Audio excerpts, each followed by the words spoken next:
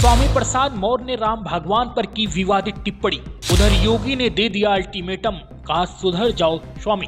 योगी के एक अल्टीमेटम से थर-थर कांपने लगे स्वामी। राम भगवान पर विवादित टिप्पणी करना योगी को नहीं हुआ बर्दाश्त। अयोध्या मंदिर से जुड़ी बहुत बड़ी खबर। राम भक्तों के आस्था पर स्वामी प्रसाद मौर्य ने एक बार फिर बहुत बड़ा विवादित बयान दे दिया है। इसके इसी बयान को लेकर फिर एक बार राम भक्तों में आक्रोश व्याप्त है।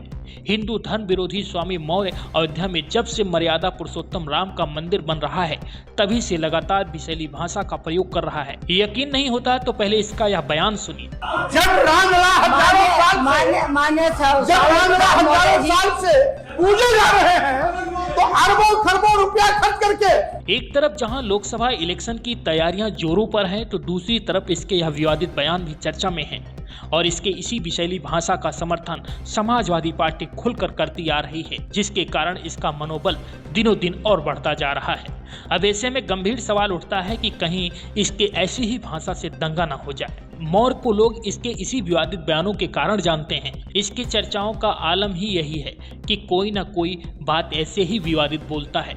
इस बार बीजेपी पर निशाना साधने के चक्कर में मौर्य भगवान पर ही कुछ और ही बोल गए। सपा नेता ने राम को करोड़ों लोगों द्वारा पूजे जाने वाले भगवान के तौर पर माना, लेकिन साथ ही कहा कि बीजेपी की हरकतें तो ऐसी हैं जैसे राम को इन्होंने ही जन्म दिया हो, जबकि राम सबके हैं, सबका ध्यान रखते हैं, राम तो जीवन दाता है। राम को दिखाया नीचा, दिया विवादित बयान। मौर्य ये भी कहा कि भगवान राम की प्राण प्रतिष्ठा कर ये साबित करने की कोशिश की गई मानो राम में इसके पहले प्राण नहीं थे, वे निर्जीव थे।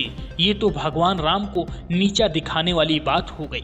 बीजेपी राम को जीवन दे रही है, ये सब नौटंकी नहीं तो क्या? भारत के युवाओं का ध्यान भटकाकर उनको गुमराह करने की कोशिश है। मौर्य ने आगे कहा, राम तो हजारों साल से पूजनीय हैं, भाजपा उनकी छवि को कम कर रही है।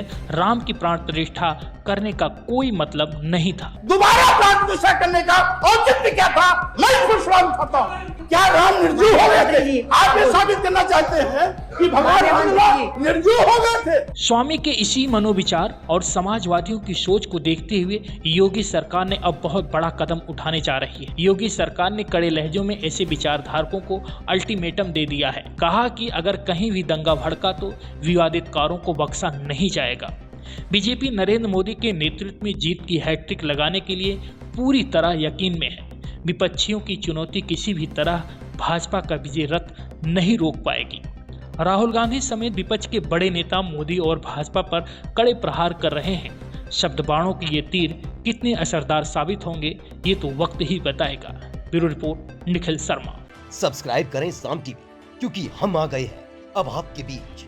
दिखाएंगे सत्ता के वादों और अपराधियों के एक एक कारनामे की हकीकत। और हाँ, अगर आपके पास भी हो कोई ऐसी खबर तो कमेंट करके हमें बताएं, क्योंकि बिना डर और दबाव के हम दिखाते हैं हर एक खबर डंके की चोट पर।